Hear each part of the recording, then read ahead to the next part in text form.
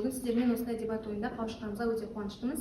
Біздің үкімет палатасының бұл палата заманауи оқыту әдістерін дәстүрлі оқыту әдістеріне қарағанда тиімдірек деп есептейді. Бүгінгі біздің қарардағы кілт сөздеріміз заманауи оқыту, тиімді оқыту, заманауи әдіс тәсілдер, оқушыны сыни ойлауға бағыттау, Блум таксономиясы, жасанды интеллект, БЖБ, ТЖБ, қалыптастырушы бағалау және акт сервистері.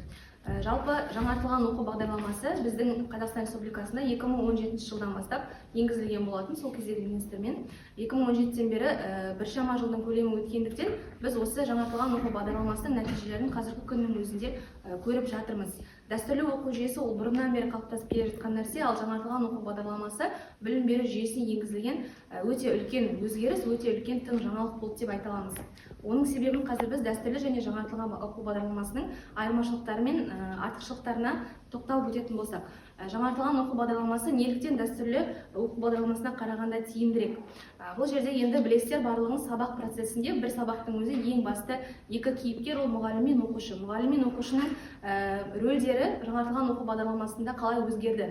Мысалы, дәстүрлі оқу жүйесінде мұғалім білім мен дағдыны беруші ең басты адам болатын болса, жаңартылған оқу бағдарламасында оқушының серіктесі, яғни мұғалім оқушының серіктесі және оқушы өзін өзі тәрбиелеуге бағытталды. Яғни біз болашақта үміт күтіп отырған оқушымыздың қазіргі кезден бастап, партада отырған кезінен бастап өзінің ойын жеке айтып, өзінің тұлғалығын қалыптастыра алатын болса, бұған бірде-бір көмек беріп жатқан нәрсе ол жаңартылған оқу бағдарламасы деп айта аламыз.